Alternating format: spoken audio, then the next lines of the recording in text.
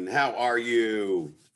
So I am on Pacific Coast time. So I'm getting up early for you. Here it is 7:30, ready to go.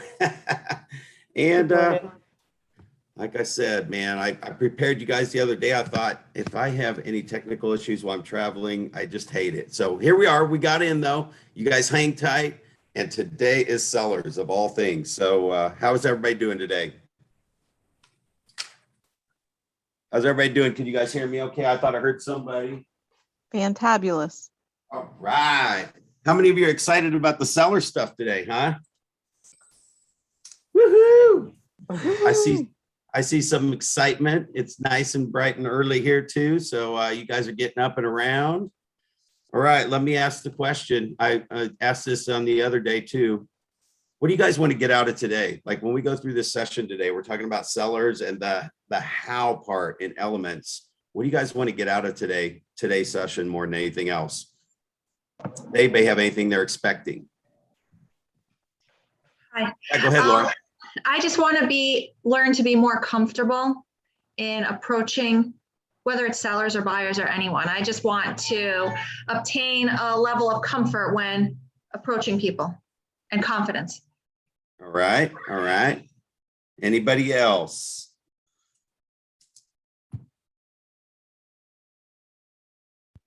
Objections.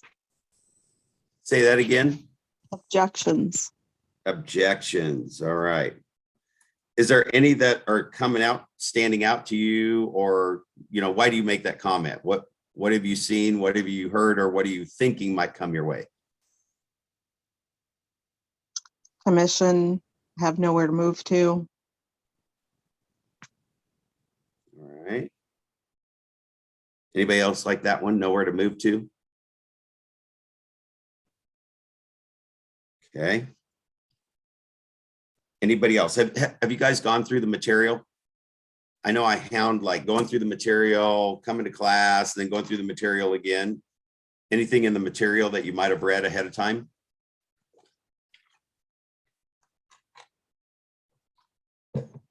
Okay.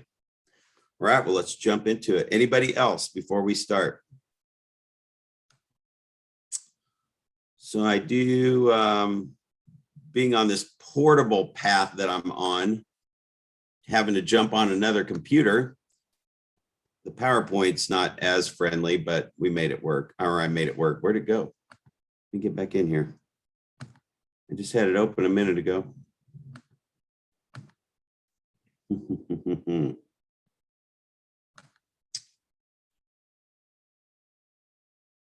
There we go.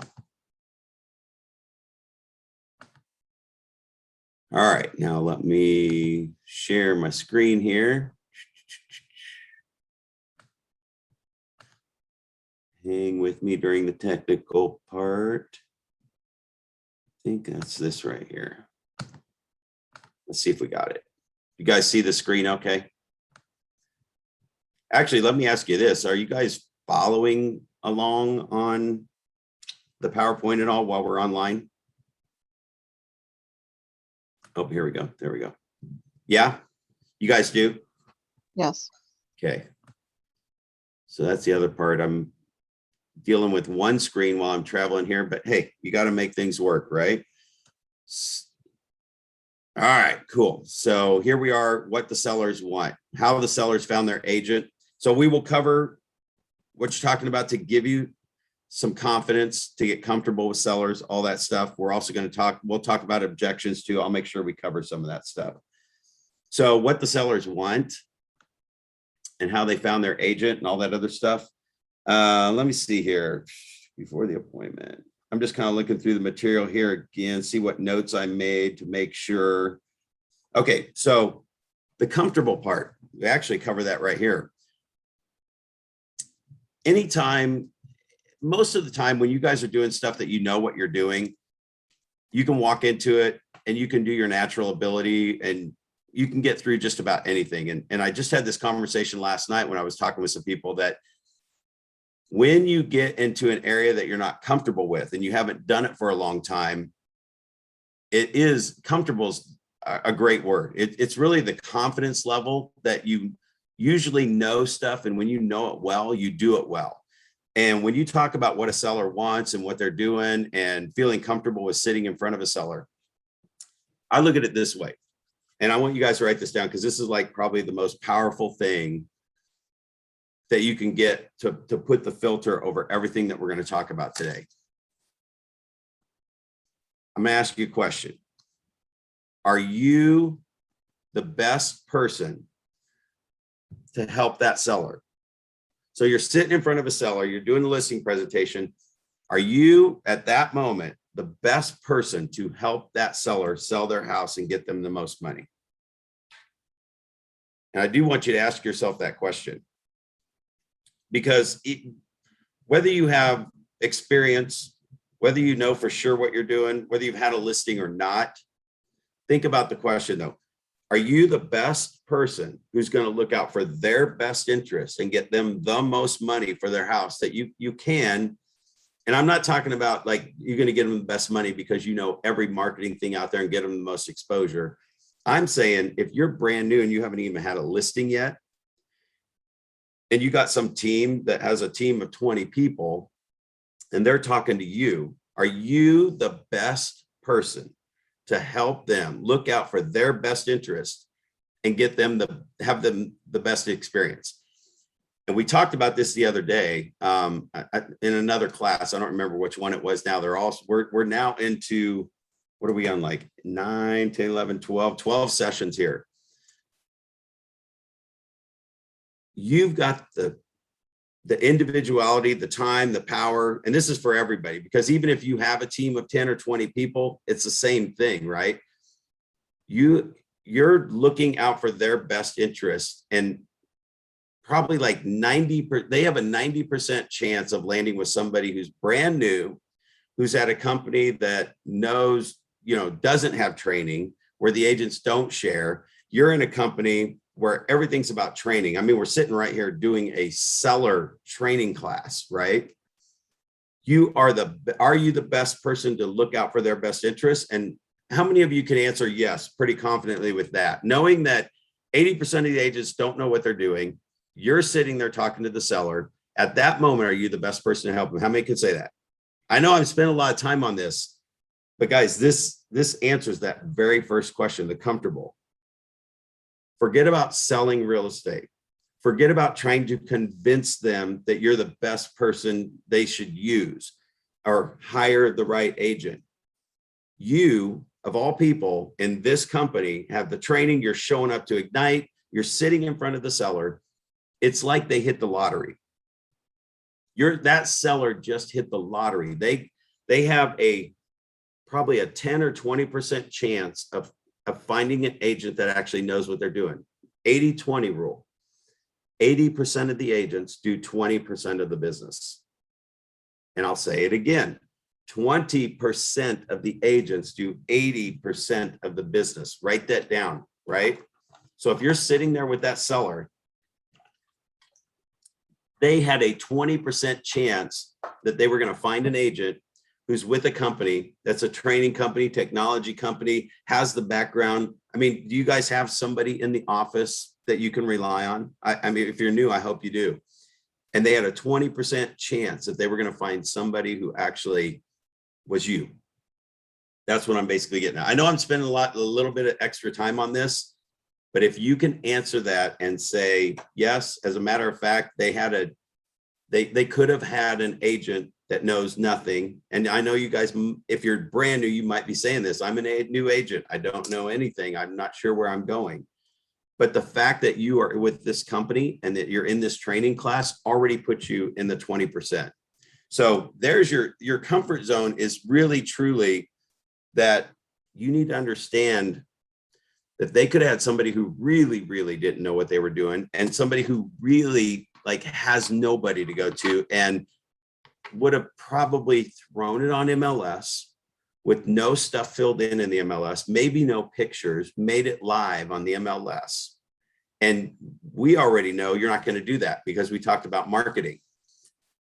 I'm going to reiterate that marketing side, because you can sit there and say, as a seller in your comfortable level, you'll be able to tell them, say, one of the things with me sitting here, you could have talked to anybody.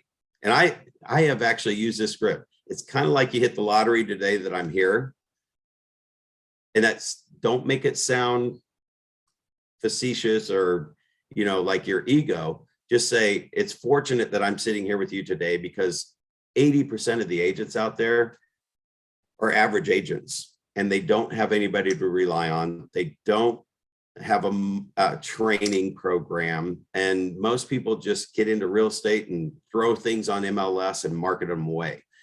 So comfortable. The comfortable fact is that they are lucky that you're sitting there with them today, because we have 80,000 or 180,000 agents all across the country. We are a training company that's now even more of a technology company, and we just happen to be selling real estate. So the training, technology, everything, you got one of the best agents that you can possibly have in your repertoire sitting in front of you, because I know how to market your property better than anybody else. Now, as you're going through, obviously you're going to use command and you're going to talk about some of that stuff too. There's a whole, I mean, there's listing presentation stuffs in there. So you can grab like slides that'll help you back some things up. But mentally, I want you guys to be there. Okay. So they are lucky that you are there. They're so, I mean, they really had an 80% chance of landing with somebody that knows nothing. Like, even if you feel like you don't know anything, you do know more than what most people do. All right. So that's the comfortable spot. And if you go into it with that mentality, I'm telling you, that's going to work for you. Okay. All right. So how they found their agent. Let's see here. What do we got? 72. Gosh, I hate having this one screen. I can't see anything. 39% were referred. 27% used an agent previously. Actually, that is really high. The fact that they remember who their agent was is usually pretty low. I would say today people are more, they're a little better about keeping in touch with the seller so that they know. So use the agent before. I've had you guys go into MLS and pull up properties 5 miles around wherever you're going to your listing appointment. Pull up the neighborhoods that are 50% below where you're going. So this might even help you with confidence a little bit. But just like you're doing an open house and you're pulling up a list and marketing for the open house, when you go to a listing appointment, pull up the listings that are on the market 5 miles around, 50% less, print off a 1-line MLS printout and take it to your listing appointment. Take it to the listing appointment with you.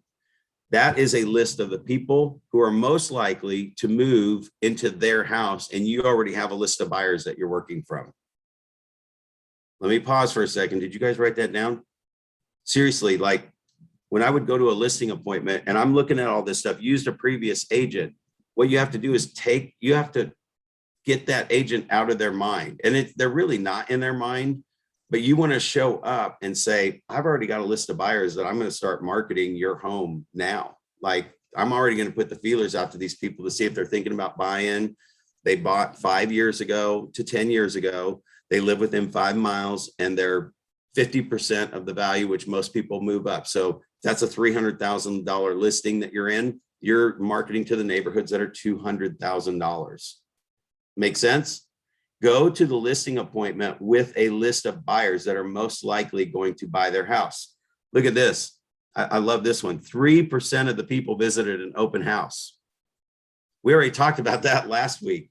Open houses, I mean, one time in 30 years have I sold a house at the actual open house that I was at, right? So talk about that when you're in there. And like I said, if you have a list of buyers, that's going to give you it's going to give you a little more confidence, right? That you already have a list of buyers to work from. Okay. So what do the sellers want? So as we're working through that, and I know we're going to have, we definitely have the objections in here. So we'll come up with some objections. And if you have some specific ones that you've heard before that you guys want to go over, we'll go over that too. But what do they want? So this is kind of crazy because like, this is a pretty even pie chart. They want help the seller market their home, a specific time frame, which that again, specific time frame, I think addressing like where are we going to move to. I'll give you guys another script that I use for that. Where are they going to move to? That was one that was specifically brought up right at the beginning of the session. If you weren't here right at the beginning, here's my script. And I know if you're new, you can't necessarily use this, but you can, because I'm telling you, you can use it from my perspective. I have over 2,500 sales in 30 years. So when you say what I'm about to say, you can use it. And it is in 30 years of selling real estate. Or if you're new, you could say, you know, I know top agents that have sold 100 homes a year. In our company, we're selling. In fact, here's how I would say that if you don't have this script. We have over 1,500 agents on my team. And you can refer to your office as your team. And I say, and let me give you the script. In 30 years, I've never had anybody homeless. In 30 years of selling real estate, I've never had anybody homeless, meaning I sold their home and we did not have a house for them to go to. Now, you guys actually, is there anybody on here that sold several homes? Have anybody had anybody homeless? Like you sold the listing and they had nowhere to go? Can somebody speak up here? Let's use our group. Has anybody sold a listing and the seller literally had nowhere to go? No. Anybody else? I want to hear it from everyone. No, I'm seeing shaking heads. Okay. No. All right. Is there any yeses? Going once, going twice, 3 times. Okay. So you guys can use this script then. Listen, of all the agents I know, and as long as I've been selling real estate, no one has ever been homeless. I've never sold a house and they had nowhere to go. So what we will do now, actually, let me pause for a second, because I usually crack a joke in here, write this down, say, now I've come close a couple times. Okay. I've come close a couple times, or I know there's been some close calls a couple of times where those people were ready to move in with the real estate agent, because it is funny. Like when you're talking to most sellers, you use this script, they're like, we're moving in with you if you sell it too fast and we don't have a house to go to, right? And I laugh and joke. So I added that into the script and I say, you know, I've come close. Like they were just about to move into my basement, but we found them something. So it's weird. And I do say it's weird how after, you know, as long as I've been selling real estate and as many agents as I've talked to, how many people we got on this call right now? Probably 15 or 20. I can't really see the big group. So, you know, of all the agents I know, nobody has sold a house and then had their people homeless. So when you look through that stuff, you know, selling a home in a specific time frame is definitely wanting to find another house. You guys like that script? Is that good? Yeah. Okay. Use it.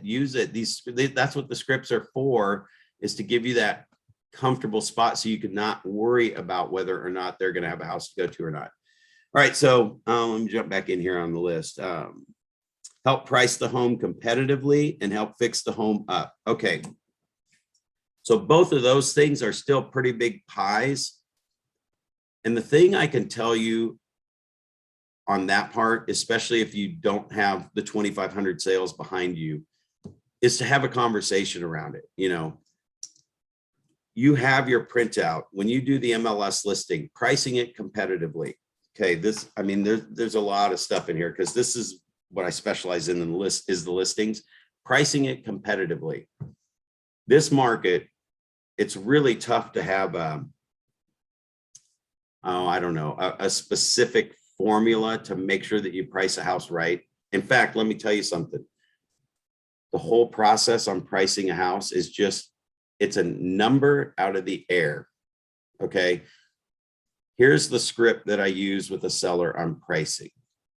So let me tell you about what happens in real estate school. And actually, if you're new and you just got out of real estate, have your mic unmuted if you want to add a comment in here. But in real estate school, there is not a secret formula that helps us figure out what the price is that a property will sell for. Write that down. When I went through to license my real estate office or my real estate license, And it doesn't matter if you did it yesterday, or it doesn't matter if you did it 30 years ago. I use this script today, and I've been in for 30 days. I say, here's what a lot of people don't know. In real estate, they don't give you the secret pricing formula. There is no such thing, right? Real estate is supply and demand. And what a lot of people think, now your consumer thinks that an appraisal is the value of the property. Say it again, so you guys make sure you get this. The consumer thinks that the appraisal is the value of the property. Let me tell you why that's not true. Because you have some appraisal. Has anybody had an appraisal, sold a property, and the appraisal came in low, and you know you had it priced well? Yeah. And you're like, there's no way we could have a low appraisal on this. We didn't push the price. We didn't go crazy. I looked at solds and it came in and it went low. In some markets that does happen. In this market, things are selling for $30,000, $40,000, $50,000 over. So I got to keep this in perspective, because you're working in this market right now, but we're teaching you stuff to use in all markets, right? So I say, here's the thing with an appraiser. Write this down. An appraiser does not give you the true value of a property. That's not an appraiser's job. I'm kind of going slow because I do want you guys to get this part and watch the video again so you can get it for sure. But in real estate, they do not give us a secret formula for pricing. And when you think of an appraiser, that's not the real true value of a property. And here's what I mean by that. So when we figure out what the pricing is, a real estate agent comes in to determine, and you're having this conversation with your seller. A real estate agent comes in and kind of looks at sales. I brought a list of what's sold in the neighborhood, what similar properties like yours is sold for. So all we know is the low and the high of similar properties and properties in the area, what they've sold for and what buyers have been willing to pay. Right? When an appraiser comes into a property, and see the seller, the agent, we don't know the answer to that. We don't know what it's going to sell for. Now, and I got to preface this because this is Brad Korn's opinion, but I've only sold 2,500 homes and I've only been selling for 30 years. So take Brad Korn's opinion for what it's worth. I've done it a few times, right? But I will say, no, this is what I personally say. No agent absolutely knows what your property will sell for, right? Here's the lowest, and here's the lowest, and here's the highest of what things sold for in the area.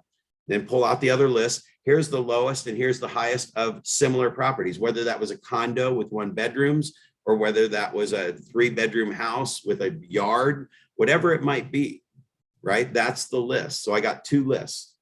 The neighborhood. And let me say this, the neighborhood has nothing else in it. It is just the subdivision.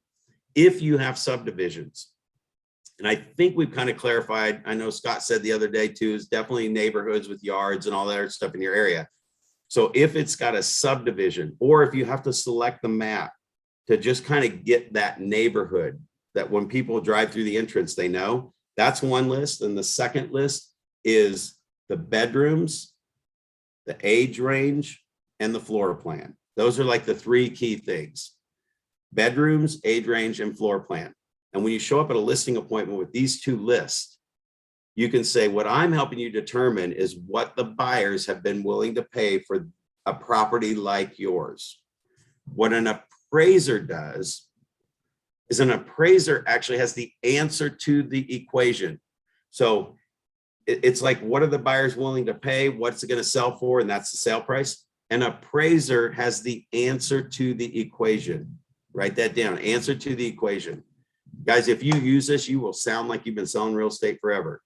So what an appraiser actually does is they get the contract with the price that the buyer was willing to buy the property for. It could be $30,000, $40,000 over asking or not, right? But they get that. They have to just go find 3 properties that sold for that price, or that average that price on the contract. Are you guys getting all this down? Am I going too fast? Am I going too slow? Okay, all right. So an appraiser has the answer to the equation. All they're doing is finding 3 properties that average the price that's on the contract, which is the answer to the equation, and then telling the bank that it's okay to make this loan. It's okay to make this loan because I found 3 houses that sold for that.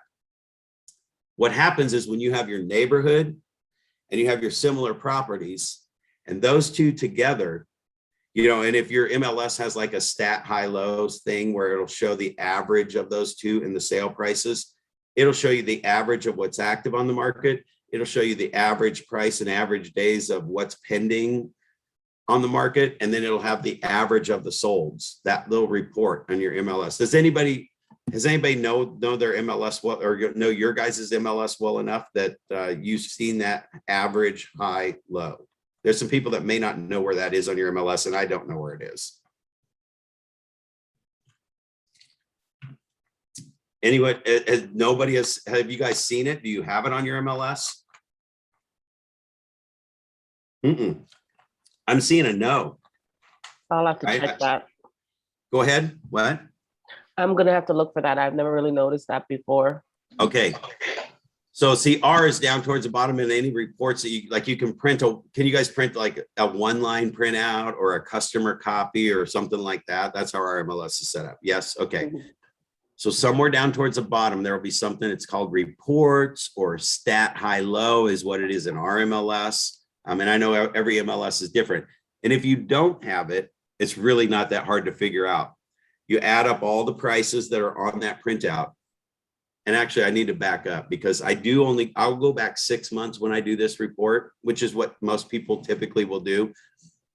But if I only get 2 properties, or if I only get 5 properties, I'm moving you from the way you may have been doing your pricing to how Brad Korn does his listing. So take this into consideration as you're figuring it out.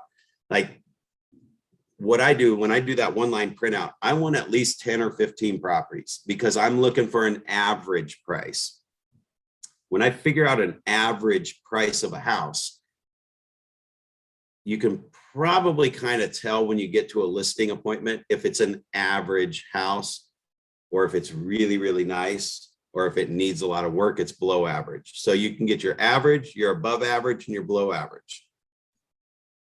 I know we're getting into it thick right off the start here, right? This is huge for like pricing, but I'm helping you understand how to have that confidence to have the conversation around this. So when you do the one-line printout, here's the rest of the script as I kind of finish this out. And you'll hear this again because I really want you to get this, okay?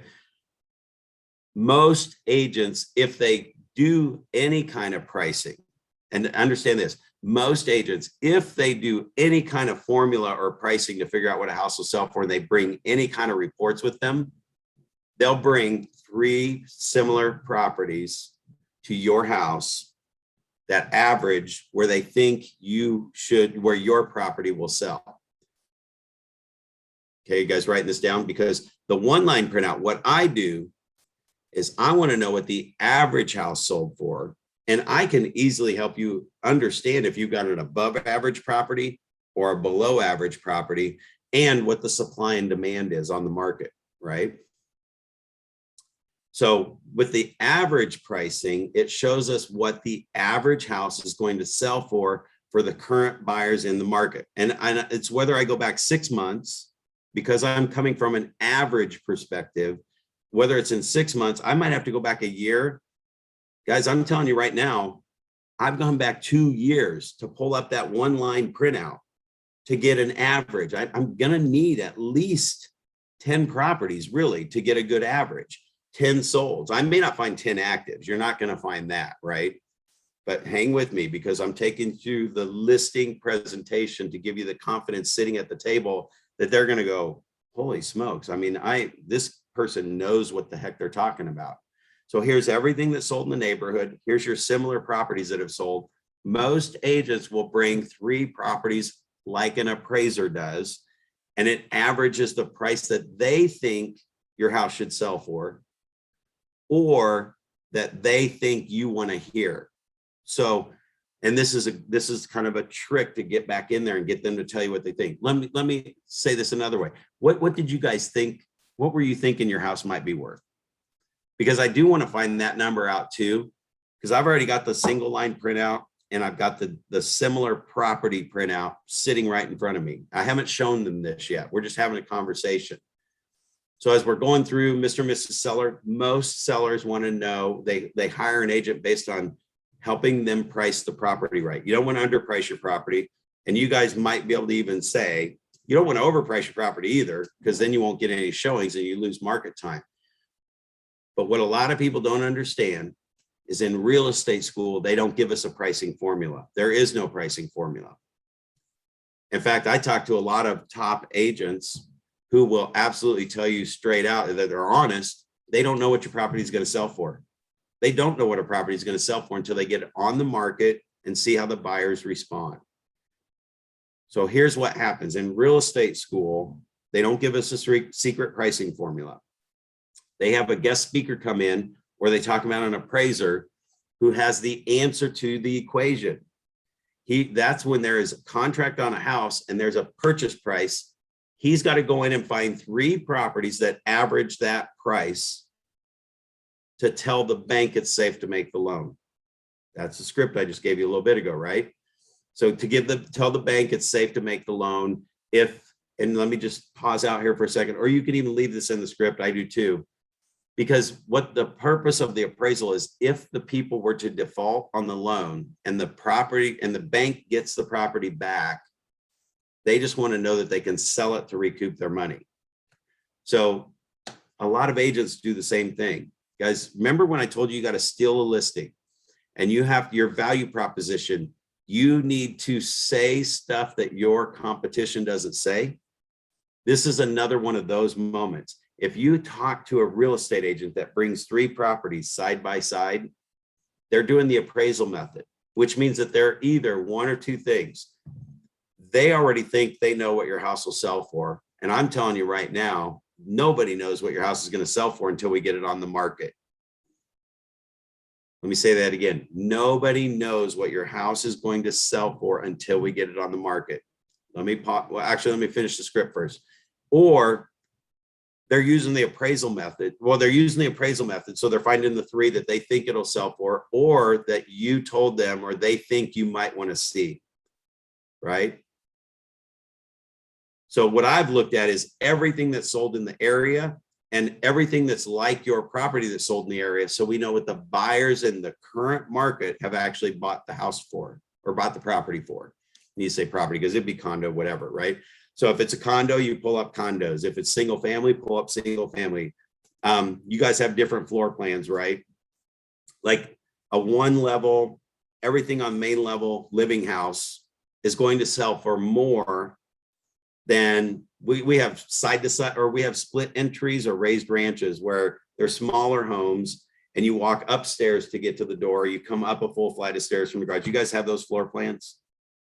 Yeah. So do those sell for less than like a ranch home or a 1.5 story where you got the bedroom on the main level and then some bedrooms up, right? They usually sell for less. People don't like them as much. So there's different floor plans. 2 stories having all the bedrooms on the top sell pretty popular. However, the second I add steps, I lose some of my buyer pool, the older couples who need main floor living. The reason why ranch homes or main floor living properties sell for more than the ones that don't have main floor living, where bedrooms upstairs, downstairs, wherever it might be, or garages upstairs, downstairs, whatever, is because there's a bigger pool of buyers. There are buyers in the marketplace that can't buy a house with steps, right? And anybody who's looking for a property with steps can still look at the house that doesn't have steps. So there's more buyers for the property. That's one reason why they sell for more. I'm having this conversation with you guys to help you understand when you're giving this script, why this script works so well. It's to beat out the competition every single time, right? And let me pause out here, because when we talked about this at the opening of the class and having the confidence, or the actual word was being comfortable, that's the confidence, right? To have the confidence, if you can go in there and not be all-knowing, I've looked into the future, I know what it is. People are looking to us for professional advice. And so you're going into it trying to be that professional advice, and you might be new to real estate. So I'm telling you right now, somebody that sold 2,500 homes, I do not know what a property will sell for. And I tell sellers this all day long, because there's a really cool punchline to this script that you guys, I mean, I hope you love it. And I'm going to shut up after we get through it and just kind of open up the microphone. So I'm kind of preparing you guys to open up your mics and ask questions, and let's tear this script apart, because what we're going through is almost the whole entire class right in the script. So I know that we don't know what it'll sell for. So you can do the appraisal method, and I can bring you 3 properties that I think your house will sell for. I think that you want to hear. Mr. and Mrs. Seller, I can pull out 3 properties, no matter what price you think your property will sell for, and show you that price. It may not be the exact same house. It may be an hour away, but I could find 3 properties that sold and show you whatever you want to see. By the way, and this is where you can jump in. By the way, I mean, did you guys have a price in mind that you were thinking? So remember, I still want to know that number. And sellers, if you ask it too early and you don't ask it in this conversation, and if you guys need me to run through it again, I will, right? And we'll figure that out when you unmic yourself and you guys ask me if you need me to run through it again, full blown. But I will ask them is, so do you guys know what you were thinking, for example? And they'll say, because you're in a conversation, they're not going to say, well, that's why we have you here. Now, if I do that too early in, or I ask it over the phone, they will say, that's why I have you, so I can figure out what it'll price at. And if they answer that, you ask the question too early, and you're not going to get the exact answer. And that's fine. If it doesn't happen, just roll with it. Say, no, I appreciate that. And again, I'm going to show you what the average house is sold for in this current market with the current buyers that are out there right now. And then we can determine if you're an above average house or a below average house and where you'll fit on that price line. So I was just curious if you guys had a number in mind. And sometimes they'll even say, yeah, I mean, we do have a number in mind. Okay, that's fine. You can keep that to yourself, or you can tell me it doesn't matter. I've already got the stuff printed out. And it's just, all we're doing is interpreting the market, the current market, what the buyers now have paid for a property and what our competition is, right? So you got 2 printouts. It's the neighborhood and the similar property. Okay. So then I'll just move on and go, no, that's fine. Here's what I will tell you though. With most agents, if they use that side-by-side comparison and they kind of thought what they think you want for your property or what they think it's worth, doesn't matter what it is. I'm telling this to the seller. It doesn't matter what the number of, if you interviewed another agent, it doesn't matter what number they tell you. However, I will tell you, if they give you a number that you're like, oh my gosh, we could sell our property for that. Are you kidding me? See, with the appraisal method, I can pull whatever 3 properties I want you to see to blow your mind. And most agents sell 1 to 2 properties a month. Most agents sell 1 to 2 properties a month. Now, if you're that agent, don't worry about it. Just say it anyway. You're not going to say, and I'm one of those agents, you're not going to say that. Most agents sell 1 to 2 properties a month, which, you know, if you do anything like selling a property, if you were an agent that sold 1 property a month, or maybe none this month and 1 next month, they can't get really masterful. They can't get really great at their craft selling 1 property a month. They're not going to know what things are really selling for. They're not going to know what marketing things get the most exposure. And let me pause here a second, because if you're that agent right now, understand what I said earlier. You're at a company that's a training company that has actually been nationally recognized as one of the top training companies, not real estate, but just companies of all companies in the world, right? We are a technology company. We are getting the exposure of listings through command and the marketing and all the stuff that you guys are digging into, or I hope you're digging into every single day.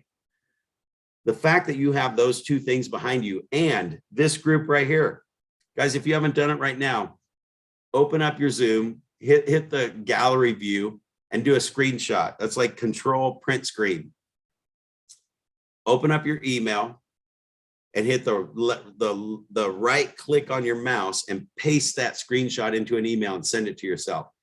This is everybody going through Ignite with you. And we got a ton of people on here right now, right? We got a great group going today. So we have the support and the people and the experience, and you're tagging on to that if you're a new agent. So pull back into the script. Most agents who sell a property or two every month or two can't really get good at selling properties. I mean, they do one a month, right? That's 12 a year. So, and you don't have to hype up on that, but I do hype up on it. They can't get really good. When I do it 8 times a month, I know what works and I know what doesn't work. And here's a great script. This is another one where you can fit it in wherever you think. And I love it's a scale of 1 to 10 script is what I call it. Mr. and Mrs. Seller on a scale of 1 to 10, 1 being 10 being telling you what you want to hear. I said that wrong. On a scale of 1 to 10, 1 being telling you what you want to hear, and 10 being brutally honest with you. Where would you like me on that scale today? I'm going to say that one again. Is anybody writing this one down? On a scale of 1 to 10, 1 telling you what you want to hear, and 10 being brutally honest with you. Where would you like me on that scale today? So I do this script. It's the 1 to 10 is the best with everything. If you're working with a buyer on a scale of 1 to 10, 1 being we don't have to move today and we're not even pre-approved or whatever, and a 10 being we're ready to move. Like if we found the right house, we'd write an offer today. Where are you guys on that scale? So you can use this 1 to 10 scale. So I do save the 1 to 10 scale because I've used the script so much. I use it where it's most powerful. So they don't tell me the price. They're like, well, that's what we got you here for. It's like, that's all right. I already have everything printed out. I've got it. It's all right here. And all we're going to do is interpret what the current buyers in the current market have paid for a property like yours, right? So it's okay that you don't tell me, but let me ask you on a scale of 1 to 10, 1 telling you what you want to hear and 10 being brutally honest with you, where do you guys want me to be on that scale? They're almost always going to say a 10. I've had people say 9 or 8, and it's like, all right, so that also tells me that they don't know if they're going to like the number that they already think their house is going to sell for, or they want more. And then you can ask, well, why'd you say 8 or why'd you say 9? And they'll talk more. So you do understand that even though I'm giving you scripts, the objective of a seller appointment is to have them do most of the talking. I'm just giving you the framework that you want to have your conversation planned out so that you can have the confidence and be comfortable sitting in front of the seller, because you don't know what it's going to sell for. And I'm gonna pause out there. I think I've gotten through most of the script. I'm gonna pause out for a second because I've given you guys a lot of stuff. And this whole thing here, I don't care if you've been selling real estate. Like if you joined us and you've been selling real estate for a while, or you have a team, I know for a fact I've probably already given you information that you've never heard before, or just a line here or there. So I'm gonna pause out for a minute and hear from you guys on what questions do we have. Hopefully I haven't bounced around too much. I've kind of flown through it, and then we're going to flow through the whole thing and just have it run. Let me stop, unmute, ask questions. What do we got? What are you guys thinking? Is this crazy awesome? Is this giving you a little more confidence, or what do we have rolling out there? Hi, Brad. Thank Hey. you. Thank you. It's very, very helpful. Good. I'm definitely storing away. I wrote down a lot of notes. I'm storing away a lot of lines that I'll use in the future. So thank you. All right. What's your favorite one so far, Laura? I like the what you just said, the scale of 1 to 10, like how honest you want me to be. I like that because, you put it on them, instead of coming in and just saying your house is a mess, so you need to clean it up or whatever. It's not worth as much as you think. Instead of being the bit like you're letting them give you permission to be the bad guy. Yep. No, that is so awesome. Okay. Anybody else?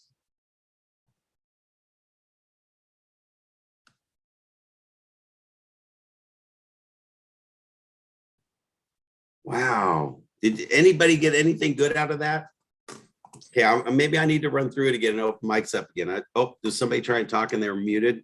Yeah, Do we need- I like how you take the similar property and the neighborhood, have enough there for more information for yourself to give more information to the seller. So that will definitely help a lot more than just 3 homes like the appraisers do, because appraisers sometimes do a lousy job, and that could really help you out in the long run. Later, when the appraiser comes back with the lower proper, you already have that information anyways, right? So I'm glad you did, like you've done the setup here, because it gives me a chance to recap this. It's okay to not know the price, you guys, because you don't know what the price will sell for. I don't think I gave you the magic script on this right here. So let me finish it out.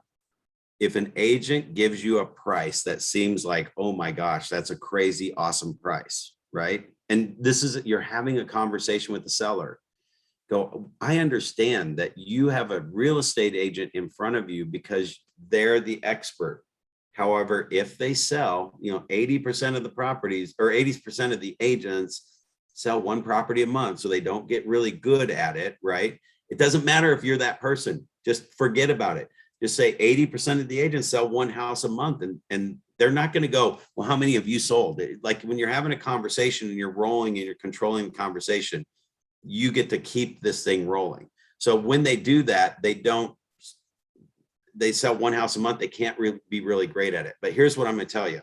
If an agent, and have a pen handy, and you probably have your listing paperwork sitting in front of you, right? So you say, if an agent ever tells you a price like, oh my gosh, your house is going to sell for, and then throw out the crazy number, right? So if you're sitting in a house in the average neighborhood and the average property sells for 700,000, right?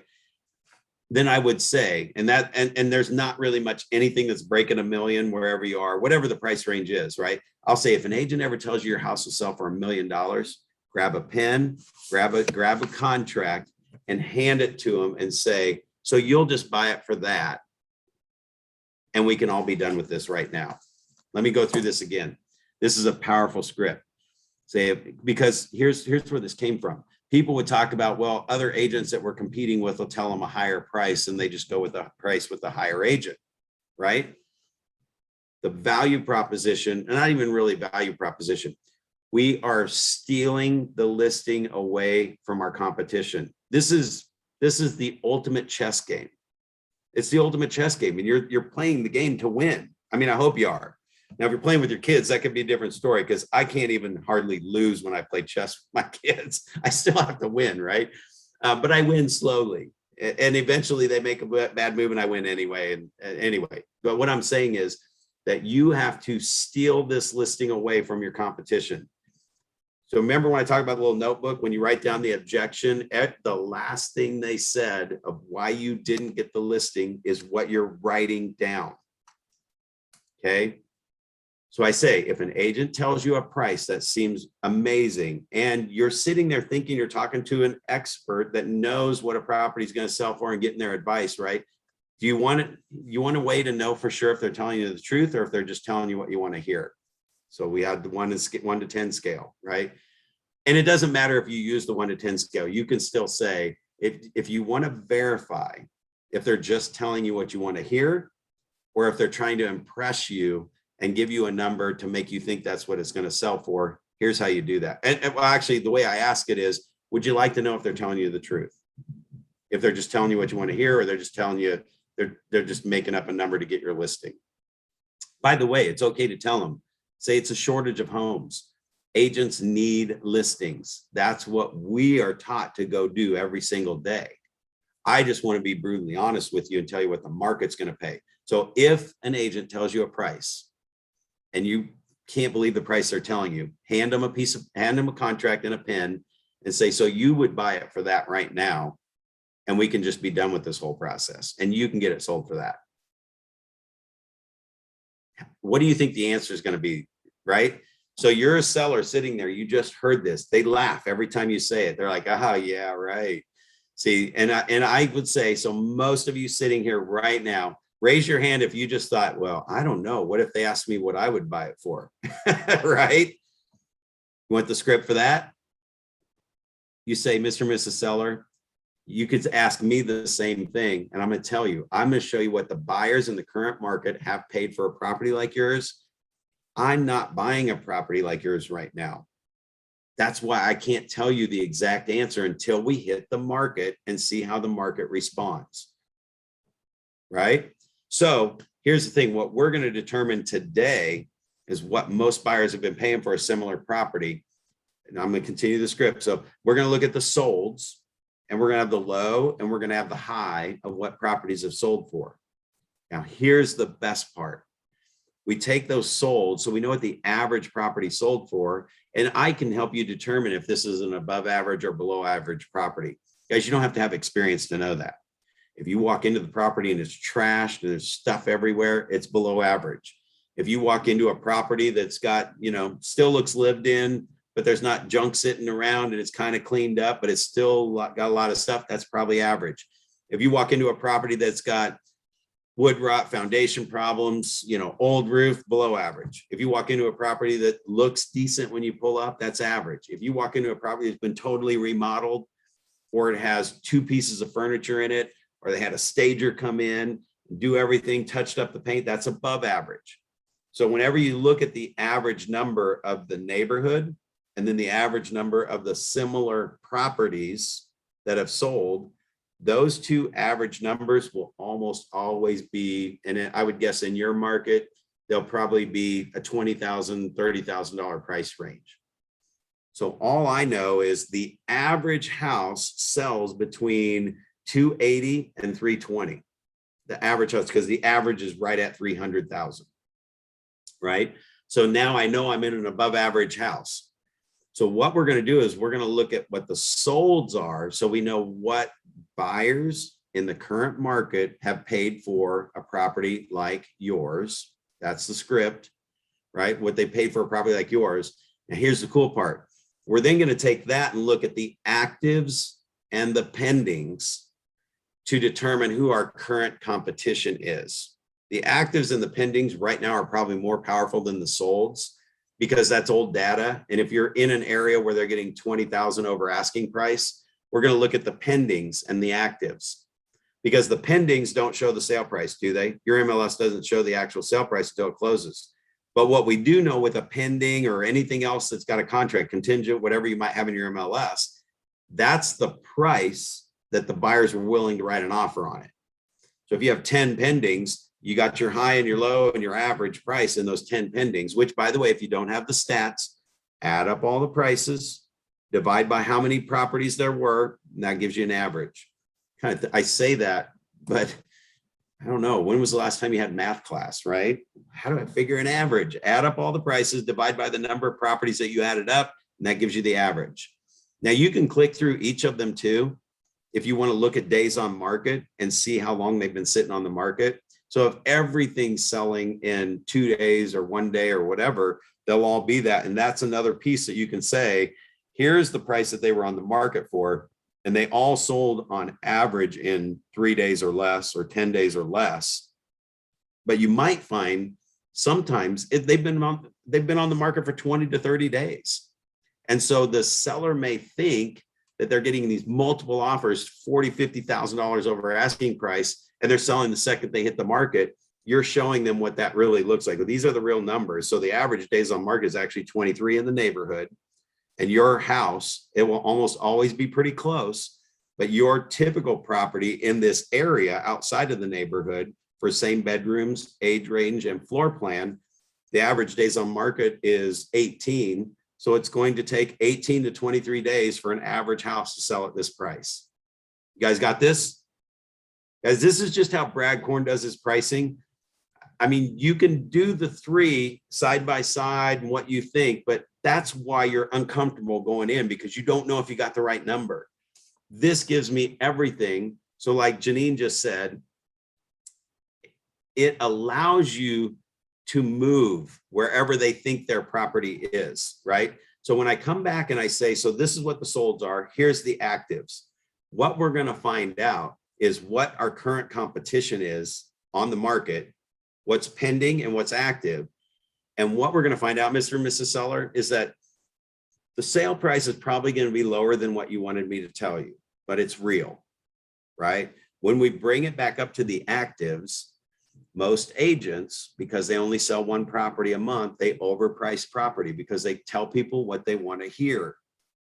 So if they're all overpricing the property because they're playing into the market and there's a gap, then, and this is where the sale price is and this is where the overpriced listings are, we can come up and I can get you more for the property than what you should get. This is a script. I say this. If there's a gap between the sale price and what's currently for sale, then we can raise that price up somewhere in here and still look like a good deal on the market, right? So I can get you more than you're supposed to get. I can get you a higher price than what the buyers were willing to pay because we still look like we're a good deal. Okay, so I got to pause for a minute. You're going to see when you do this on every listing. In fact, what I would do, here's your homework. Go find 5 or 10 properties that you've either done listing appointments for in the past, or the pieces of paper that are sitting on your desk that you did not get the listing, or you knew of a listing, or just find 10 houses in an area and do this printout thing. See what the average for the neighborhood is and the average for their type of house is, and see what it actually ended up selling for. It's going to be kind of tricky because you're going to see what it sold for if it's listed and sold.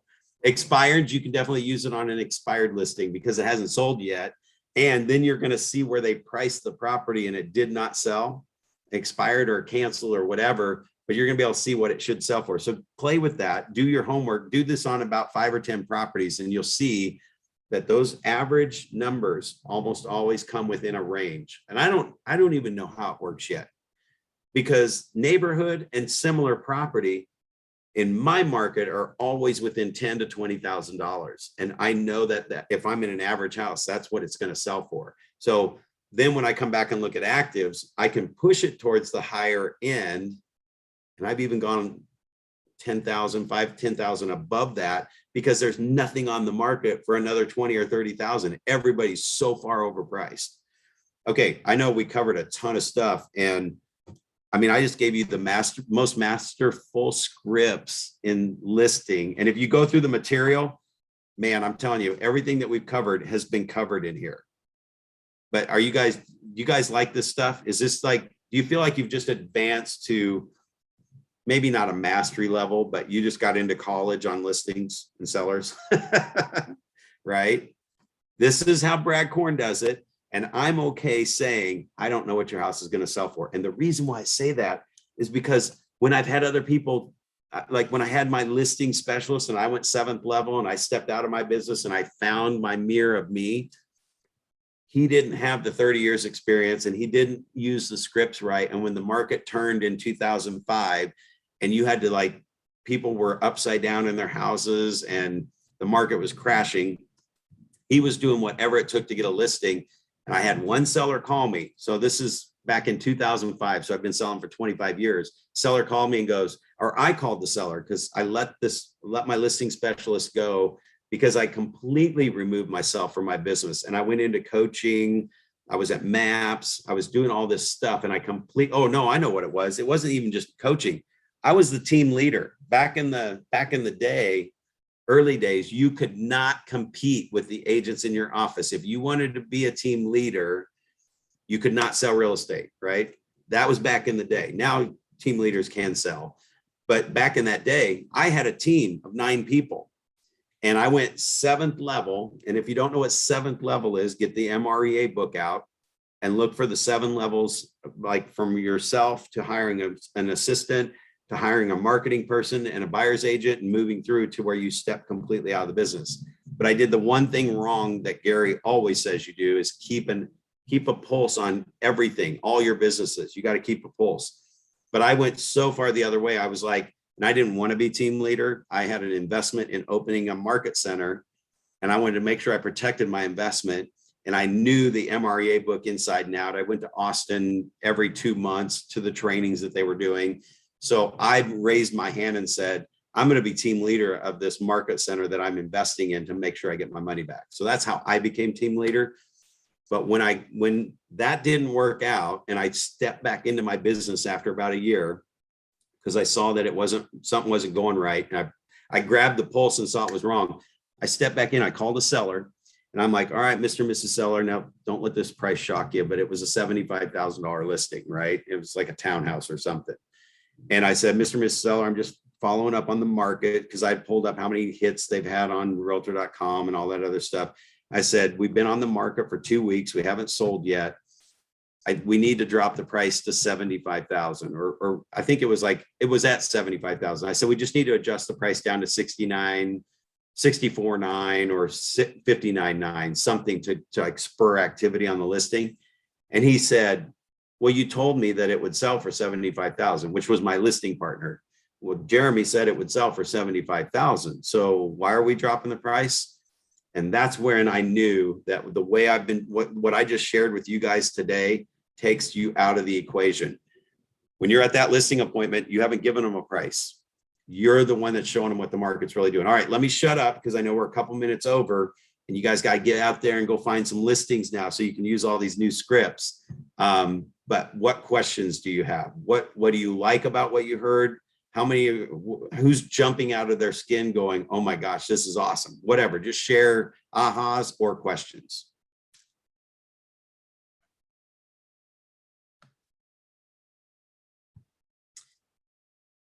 Guys, go ahead. I have a quick question. So another thing that you did today, Brad, which I liked, is you show up to listing appointments with a list of potential buyers.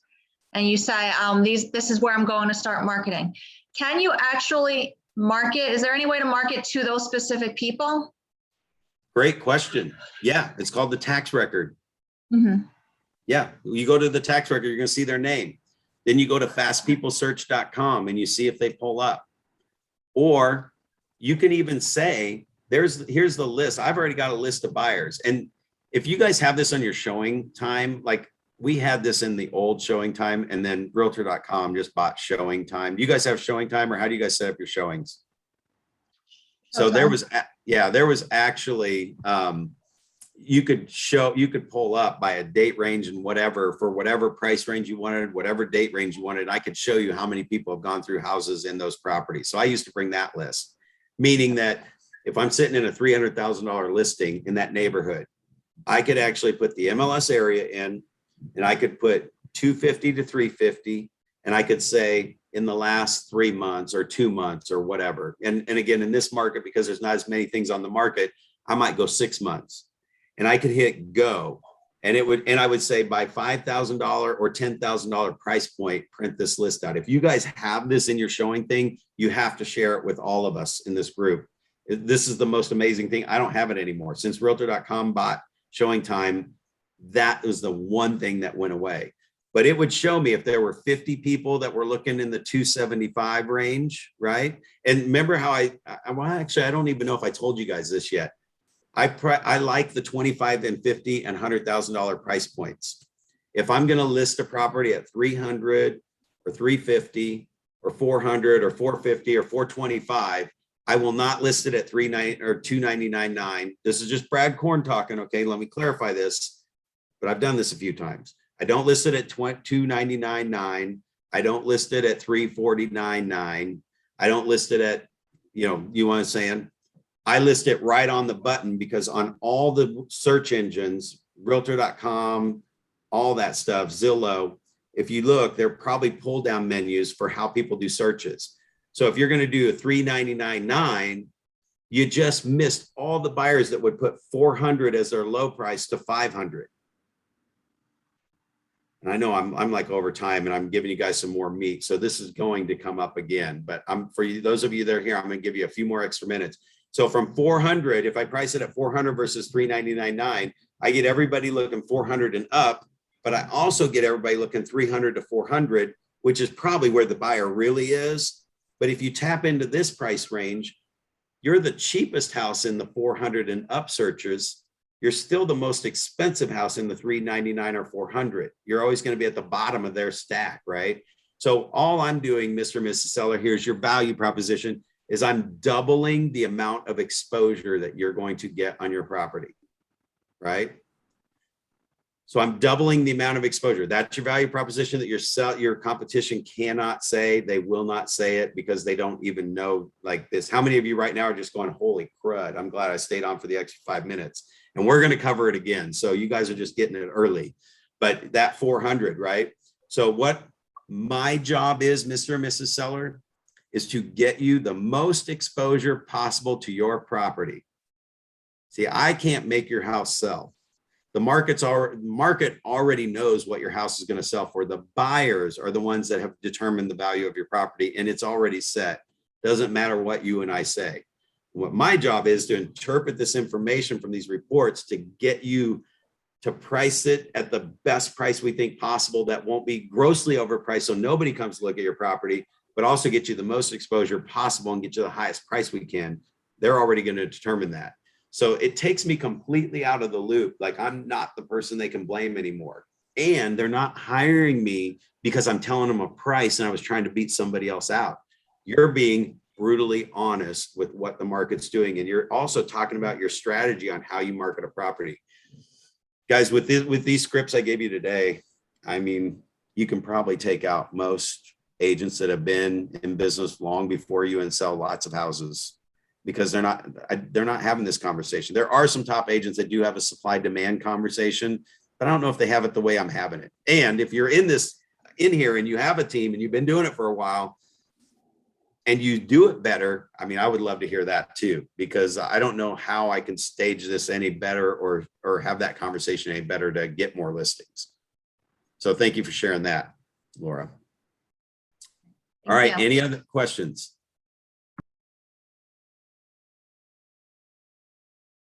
I knew this was going to be a packed one. I knew it was going to, like, we were not going to go through PowerPoint. Is this better than going through a PowerPoint slideshow, guys? I mean, I just gave you the whole seller thing wrapped up in that listing presentation. And so the objections, just to finish out, the comfortable level or confidence level and the objections, this was all designed to take out the objections before they come up. You guys see this? You're not going to get the objections when you're having this conversation with people. And if you do, you just go right back to something I already said in that script, right? So that was the two goals you guys wanted to accomplish. And I was excited about today. I love sharing the listing side of it. Cool. What do you guys think? Good stuff? All right. If it's really, really awesome, go back and shoot somebody an email in your leadership, your team leader, your productivity coach. Let them know what you thought of today's class, the information that we shared, all that stuff. And thank you for being patient with me on the road, doing everything mobile. I had to resort back to the backup plan, but I was there a little quicker today. Versus right when class was starting. All right, guys. I love hanging out with you guys. Thanks for showing up. You make this fun for me, and I can't wait to watch your businesses blow up. Awesome. Thank you, Brad. Have a great weekend, guys. You bet. What was that? Did somebody have a question or are you just saying thank you? Thank you. All right. Keep me posted. Shoot me an email. Let me know how your business is going when you go to these listing appointments and use this stuff. All right. Have a great day, guys. Have a great weekend, everyone.